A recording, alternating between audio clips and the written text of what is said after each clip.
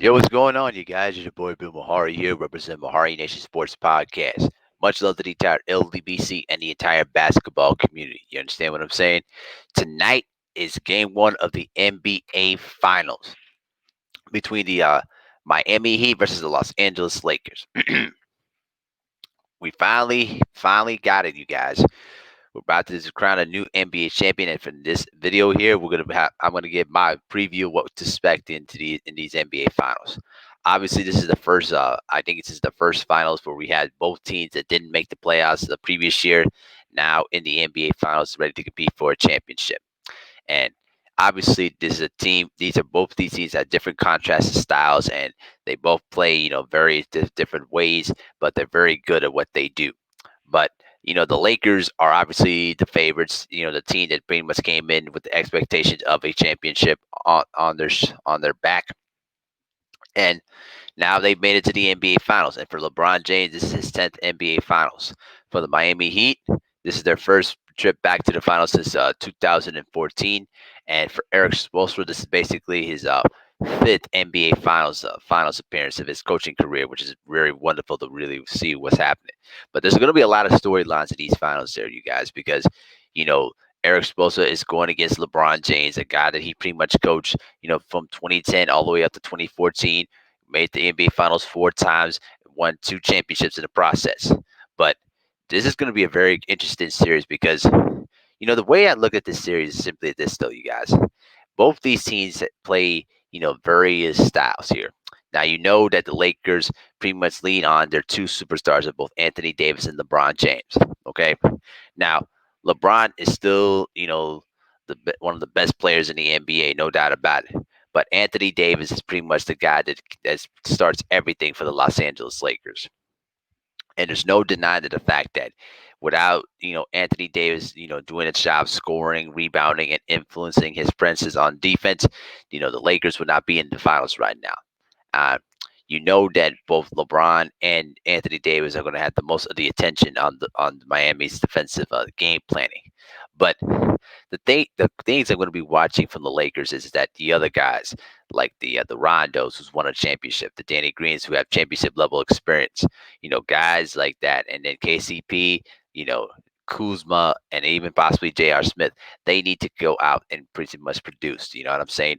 They need to hit shots from outside. They need to, contribute on the defensive side of the ball. They need to do contribute in a major way to really, help out the two superstars. All right. Um, the other thing too, what to expect in game one is this.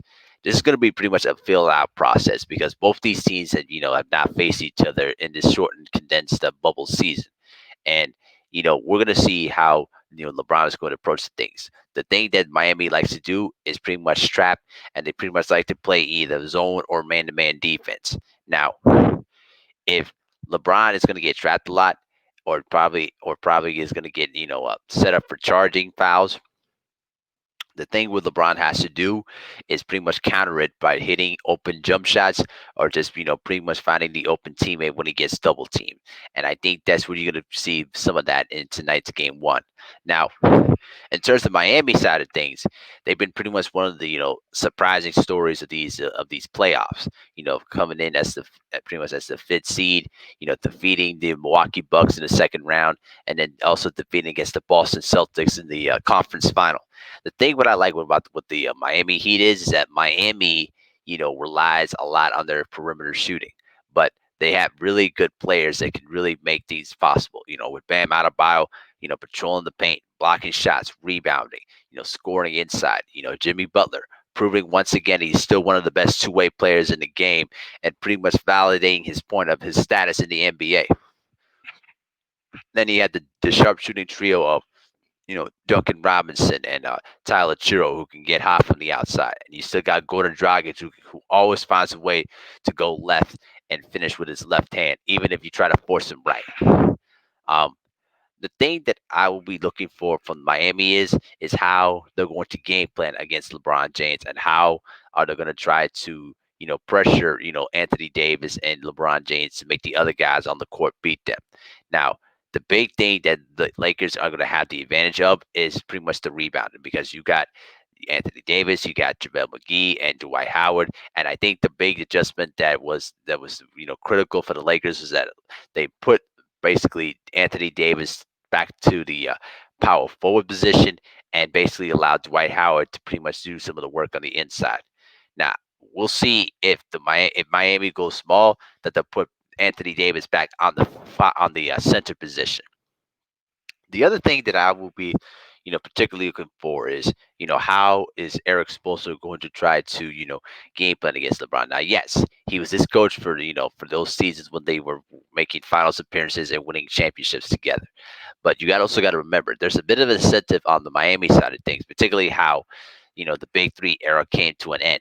And you best believe that Eric Spoelstra and Patrick Riley have very much a good incentive to try to beat LeBron James and try to prove to the point that we were the ones that helped you win that championship. It wasn't just you. You know, it's going to be very interesting on that dynamic. The other thing too is that LeBron also wants to beat Miami to pretty much validate that he was still the best player in the world, and that was him that won those championships, not just the team, not just the Miami team entirely when he was there. Now, the things that the thing that is going to be really be watchful to me was that how the Miami Heat going to match up against the Lakers, big front line, particularly how is Bam Adebayo is going to be, matched up defensively. Now that Bam is going to be needed on the floor to play to significant minutes probably against some of the bigger guys. So I think that you might see him, be zoning up and probably defend against JaVale McGee or Dwight Howard to probably keep himself out of foul trouble. Now, the way they're going to try to defend one, I can see them, using Jimmy Butler. They're going to use, Jay Crowder. Uh, who else there? And Andre Iguodala there too, who can still contribute on the defensive side of the ball. And he hit some key shots in that game six and really stemmed the momentum in Miami's favor that pretty much helped close out that series. You know what I'm saying? Um, I think that's the things they're going to be looking for too. The other thing I'll to be looking for is how will Miami set up on their defensive half court sets? Will they go more of zone? Will they go more to man? Or are they going to play more of the trapping type of defense to try to force turnovers and get easy buckets? Those are the kind of things I'm going to be seeing in the first game. Now, as I said before, you know the first game is normally like the feel out process because you haven't sometimes you haven't faced that kind of opponent in the regular season, so you pretty much forget how they play. So I think that there's going to be a lot of that, but I think in the end, I think the Lakers will be able to figure that out and fight and figure out a way to win. Now, the way I look at the series, the way that I will predict, I would give Miami maybe two victories because I think that they're not just going to be just removed or get swept up too easily. The Lakers have been pretty much formidable in these playoffs, but they are due to lose maybe one or two games in these final series just because of the fact of how well Miami plays defense. I still got the Lakers winning the series in 6 games. I think that the overall star power of Anthony Davis and LeBron James is going to be pretty much too much for Miami to deal with. But they're not chumps at all. I think that they might get at least 2 victories out of this. You know what I'm saying? And then and then after that, the Lakers should be able to figure things out and close that series out to win another NBA championship that would give LeBron James his 4th championship ring. Now, just as for you guys, after every game, I'll try to do a quick live stream to reflect on the first, on game one, game two, just throughout the remainder of the series, to give you guys my perspective of what I saw in the game and what kind of changes that either of these teams can make. You know what I mean? So we're finally here, guys. We finally made it to the NBA Finals, and we're finally going to crown a new NBA champion. Long overdue, but we've stayed patient. We rode the course through the entire pandemic, and now it is finally here. So don't miss game one of the NBA Finals tonight on ABC. But tell me what you guys think in the comment section. Peace.